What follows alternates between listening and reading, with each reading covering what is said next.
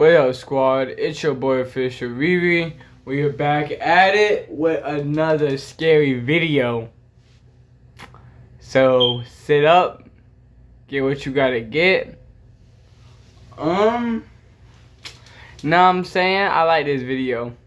I think I'm gonna like it, squad. 5 most disturbing moments in TV's history. You know what to do. Like that little button that's right there. Only takes 3 seconds. Know what I'm saying? Yeah, bro. Get what you gotta get. And no further ado, it's been a minute. Let's go.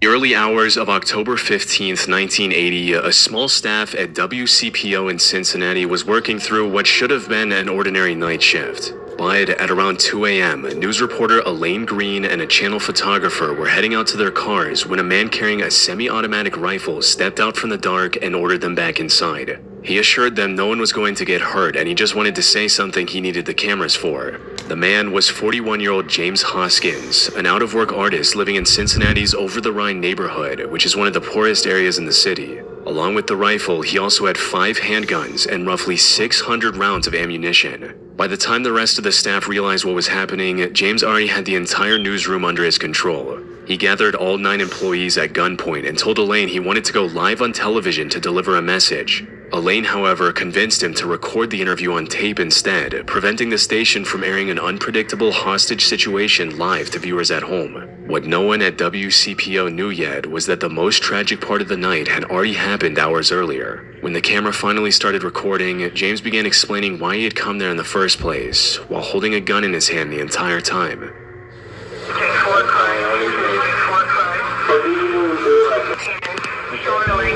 Okay. Well, I really didn't have anything together, but there's been so much violence. He talked about the violence and poverty he witnessed every day from his apartment window in Over-the-Rhine.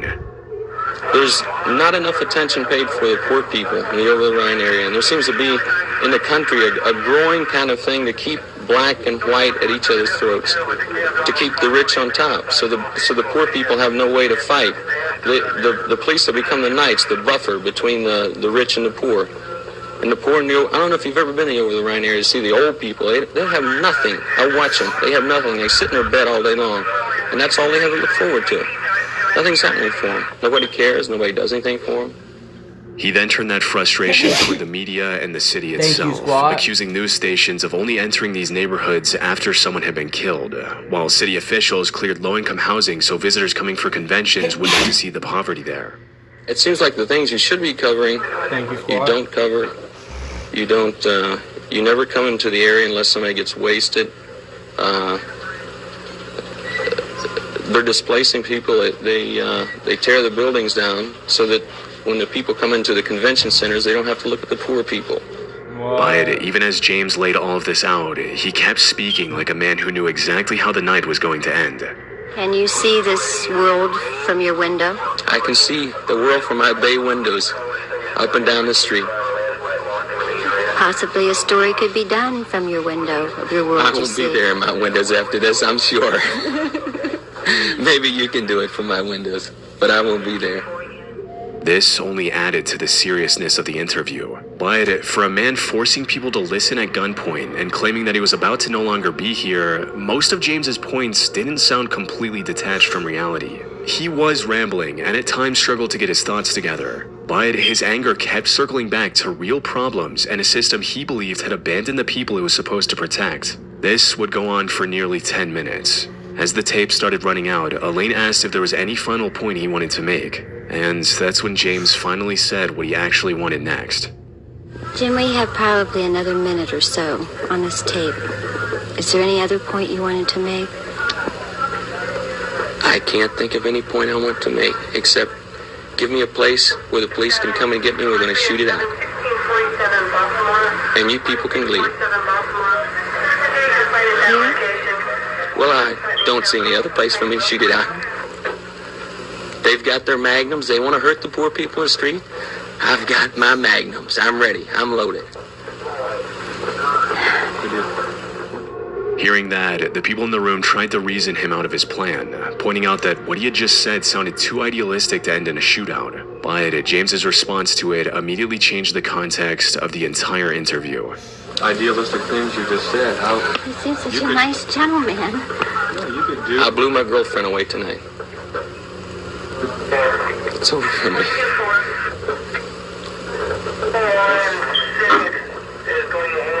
Before coming to the station that night, James had shot his girlfriend, 30-year-old Melanie Finley. She was later found inside their shared apartment on 12th Street. This confession made his calmness even more disturbing, as it became clear that James wasn't using the cameras to fight a corrupt system. He was using them to explain something he believed could no longer be undone. And even after Elaine and others kept pleading that he could still get help, James insisted he was already past saving, blaming drugs, paranoia, and a plan he said had started long before that night. We don't want to see I have you no hurt. choice. I have murdered my girlfriend. I have been taking this weird drug. I am out of my mind. But you man. can get help. I can't. We planned. We did all these things. This whole thing was planned back in San Francisco. It was all started out. Over the period of time, I've become paranoid. They tell you the drugs or the angel dust people turn me on the angel dust. They did numbers on me in San Francisco that I ran from one end of the place to the other. He was certain that he couldn't come back from what he had committed already. I know that I'm slipping away. Can't we help you before you slip in? You don't want to slip completely I'm away. gone. I'm gone. All they'll do. I don't know. There is no help for me. Look, I murdered my girlfriend. God damn, man, I killed her.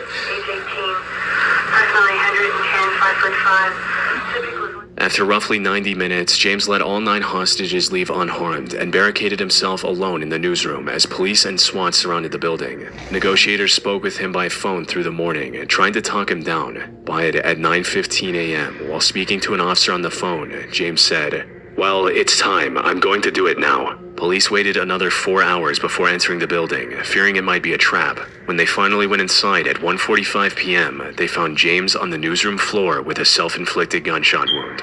And when investigators searched his apartment, they realized the interview at WCPO may have only been one part of a much darker plan. They found more weapons, bomb-making materials, and detailed files on prominent city figures, filed under labels like political creeps, business creeps, and police tactics. Elaine Green later won a Peabody Award for her courage in the interview.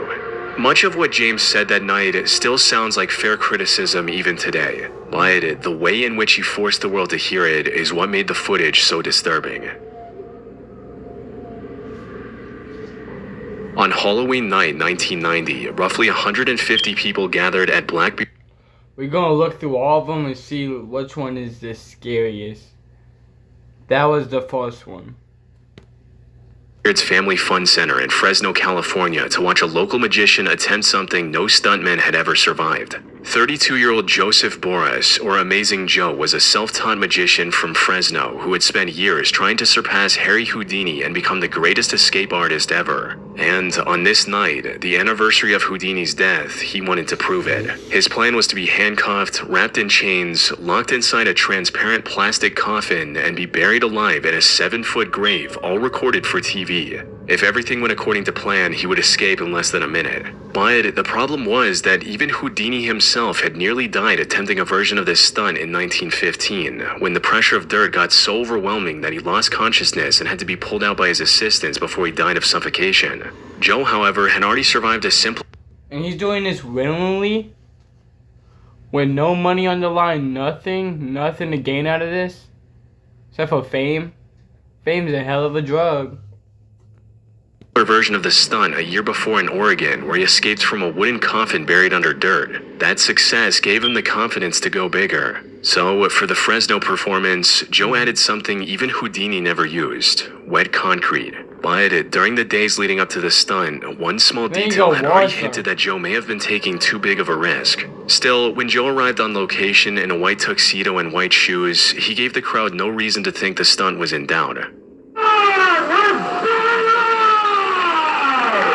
In the crowd were members of his family, including his 13 and 10-year-old sons, which made it seem like Joe had everything under control. So, in front of everyone, he let his assistants handcuff him and wrap chains around him before sealing him inside the transparent plastic coffin. Once the lid was locked, the coffin was lowered into the 7-foot grave, and his assistants began shoveling dirt into the hole until there was about 3 feet worth. Then, a cement truck pulled in and poured about 3 feet of wet concrete on top. The plan was for Joe to free himself before the wet cement fully dried up and trapped his escape route. But as soon as the hole was filled to the edge, the dirt and concrete both suddenly dropped about 2 feet, as witnesses heard the coffin shatter somewhere beneath all that weight. It was a cold night anyway, but and when it sunk, I just knew this is trouble.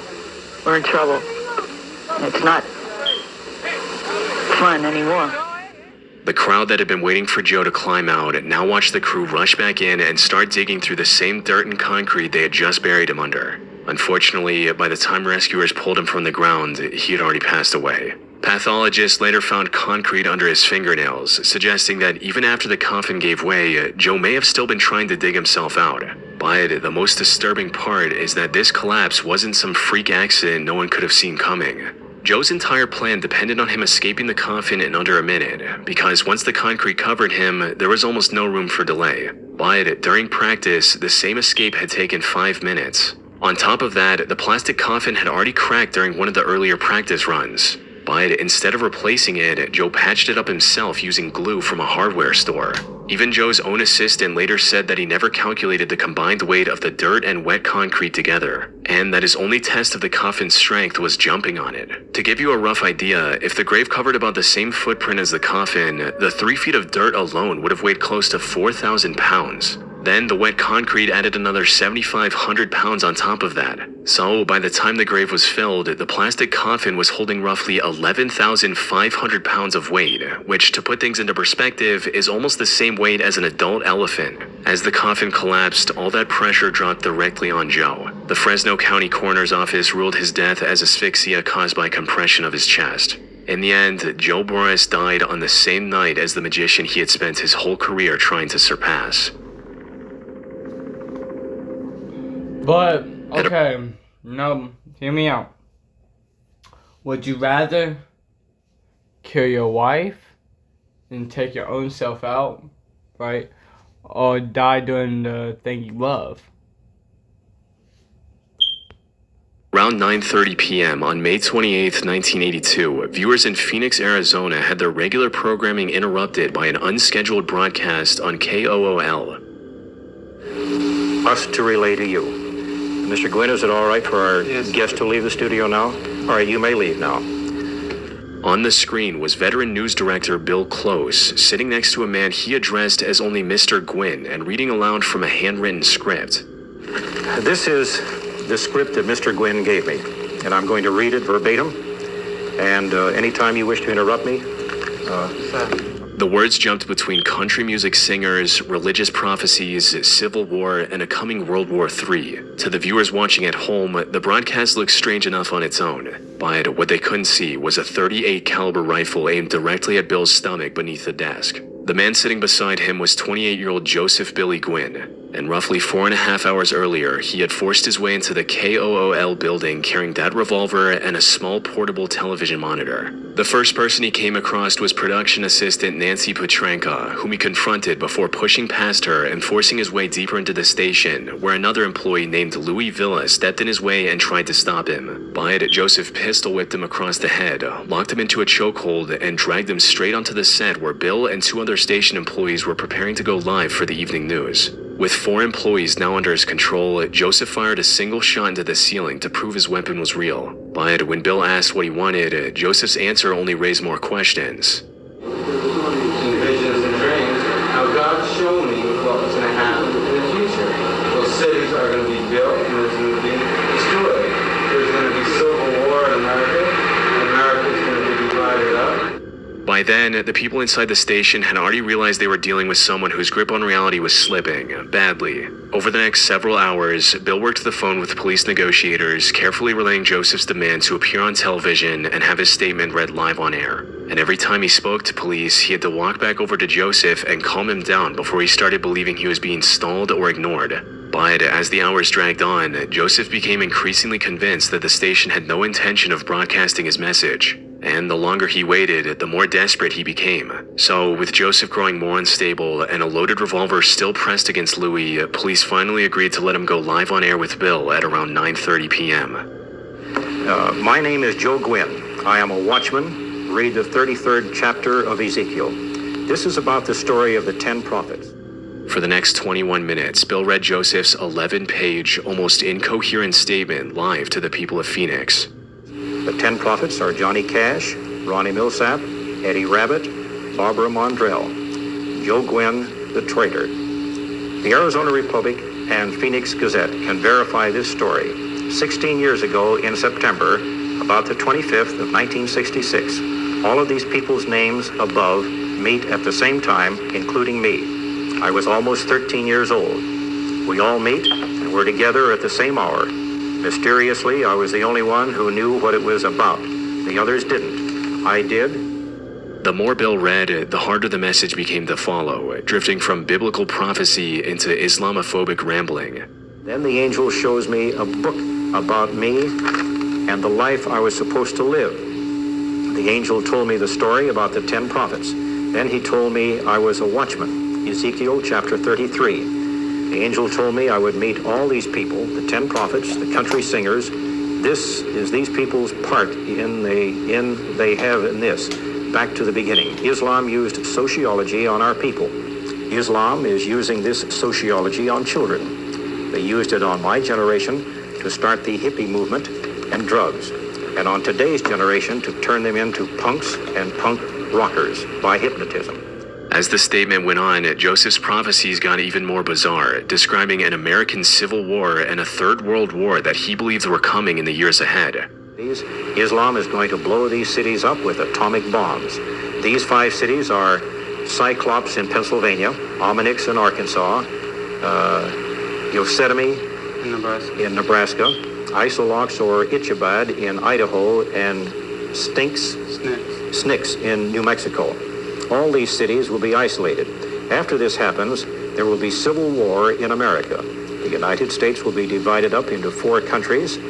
World War III will start in the fall of 1988. Edward Kennedy will lead the United States in World War III. He will be the next president and be elected 2 terms. The angel said we could unite and fight these Muslims there, Islam and their allies. But the clearest sign of how far gone Joseph was came from the small monitor he had brought with him. Throughout the broadcast, he kept checking it to make sure the station was actually airing his message, as if the only thing Joseph trusted in that room was the version of reality playing out in his own mind. When Bill finished reading the final page, Joseph calmly handed Bill the revolver and surrendered without resistance.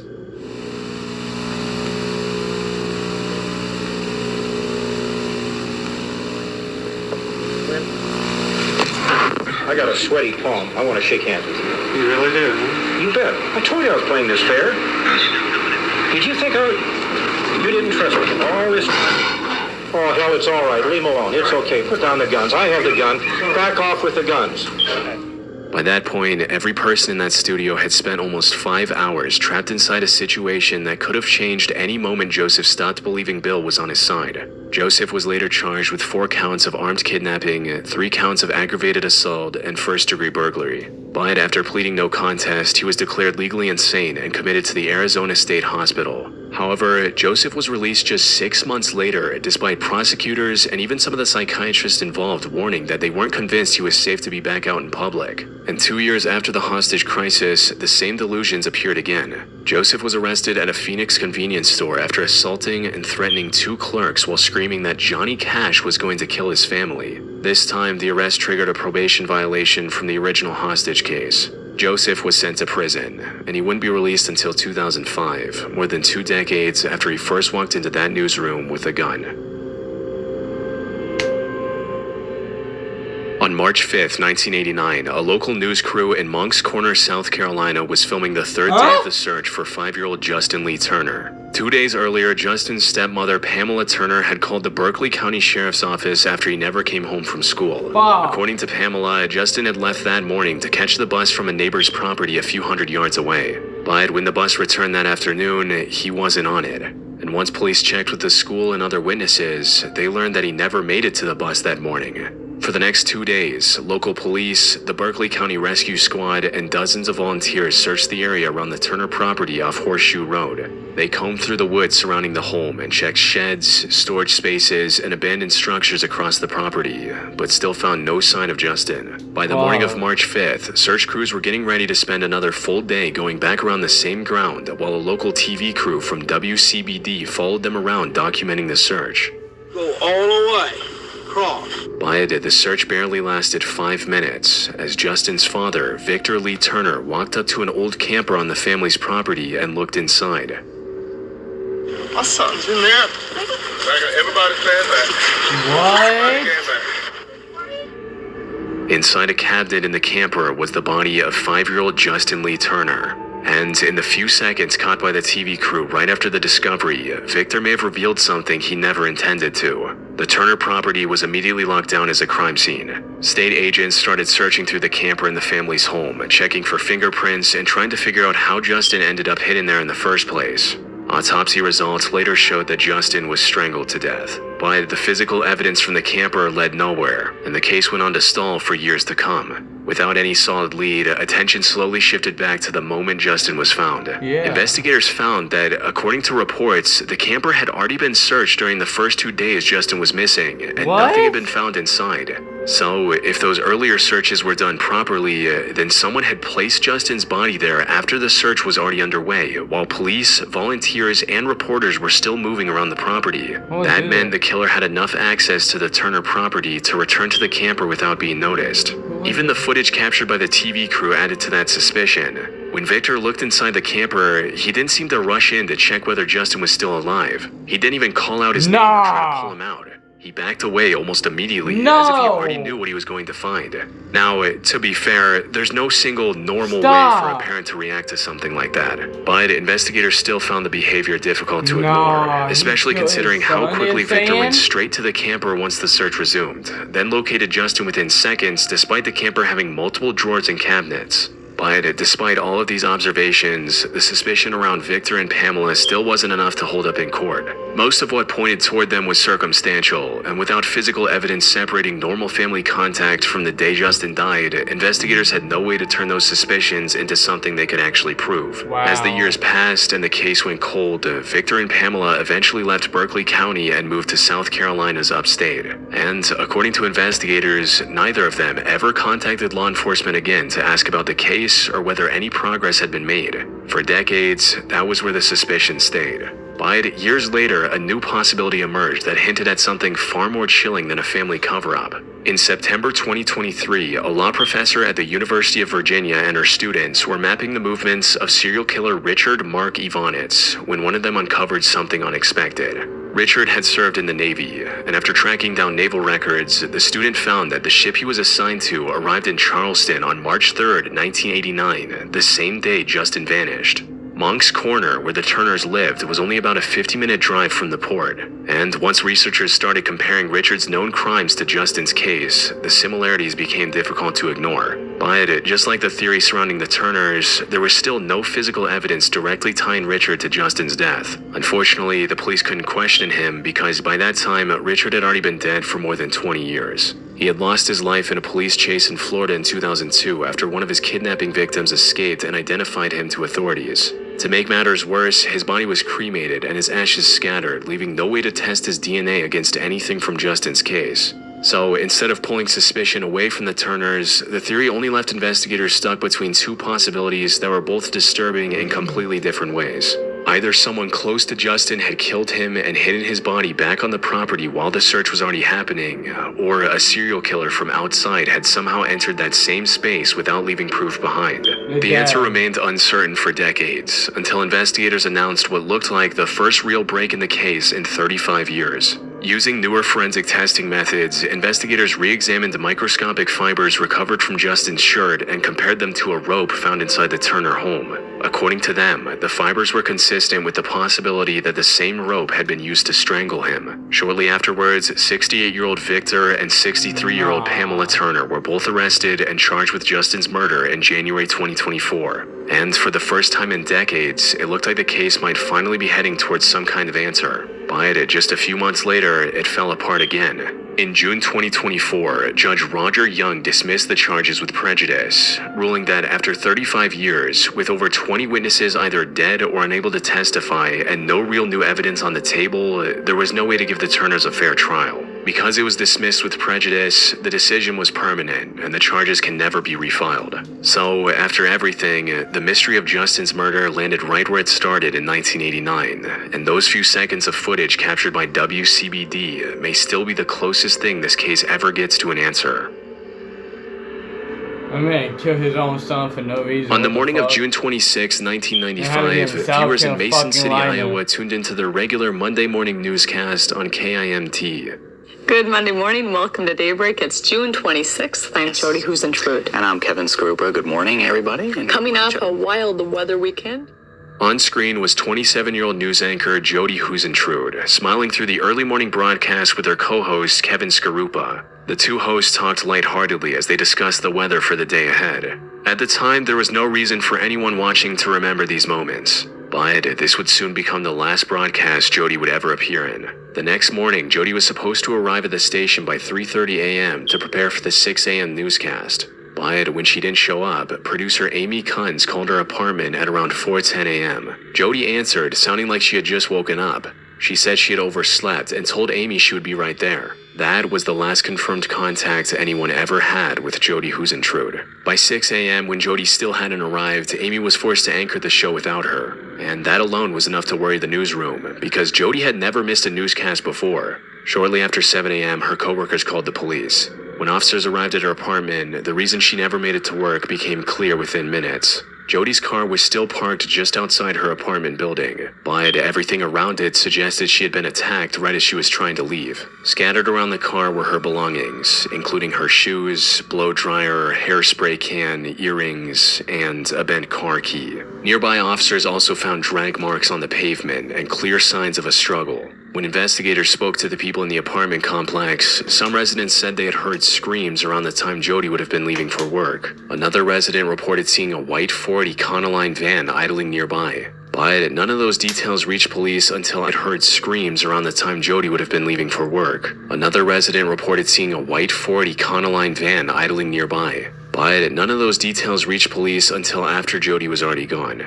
By the time they pieced everything together, they had an idea of what could have taken place. She probably made it to her car and was unlocking the front door when someone attacked her from behind, explaining the bent car key. But finding who did it would prove to be a far more challenging task. With no usable fingerprints, tire tracks, or clear eyewitnesses, investigators turned their attention to the people in Jody's life to find the answer. The first name to draw serious attention was 49-year-old John Van Cise. The night before she disappeared, Jody had gone to his home to watch a video from a surprise birthday party he had thrown for her 2 weeks earlier. On its own, nothing about that visit seemed unusual, but to some of Jody's friends, John's feelings towards her had started to seem strange. Even though they both described the relationship as a friendship, people around her sensed that his attachment to Jody was turning into an obsession, to the point that he even named his boat after her. So, naturally, when Jody vanished just hours after leaving his home, all this context turned him into a potential suspect. But that suspicion never turned into proof. John cooperated with investigators, provided DNA, passed a polygraph test, and years later, police even placed GPS trackers on his vehicles to see if his movements might lead them somewhere. But none of it produced anything tying him to Jody's disappearance. And as it turned out, John wouldn't be the last person in Jody's life whose attachment to her caught investigators' attention. However, for the next 2 years, every possible lead investigators came across seemed to end in a similar way. Close enough to raise questions, not strong enough to answer them. This went on until 1997, when a new name entered the investigation. A man named Tony Jackson was arrested in the Minneapolis area around that time. When police looked backward through his timeline, two details stood out immediately. At the time Jody disappeared, Tony had been living in Mason City, only 2 blocks from the KIMT station where she worked, and close enough to her apartment for the connection to matter. On top of that, the nature of his confirmed crimes involved stalking, abducting, and sudden violence against women, which fit the kind of offender who could have walked in an apartment parking lot before sunrise and attacked without warning. But once again, the case stopped at the same wall.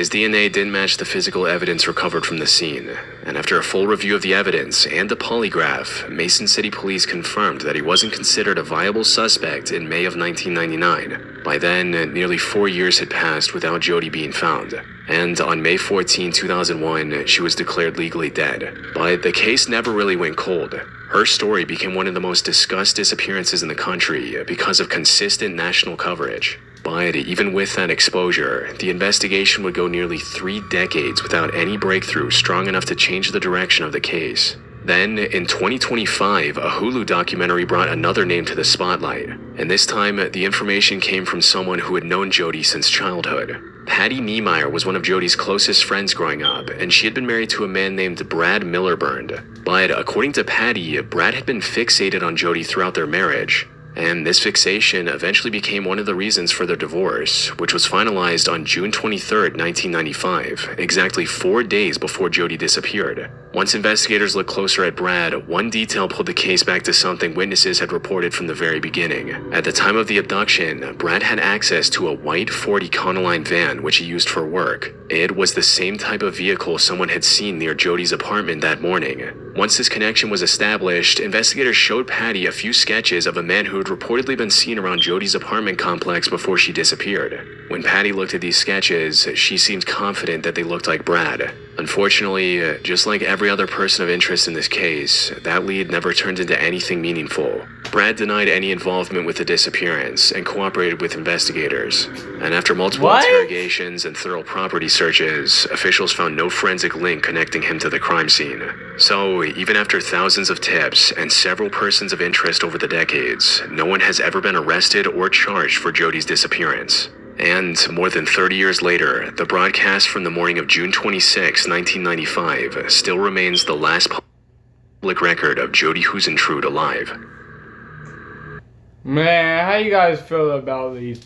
Let me know in the comments out of these 5 disturbing TV, whatever. Let me know in the comments which ones are the worst ones. I'm out. Peace. Yeet.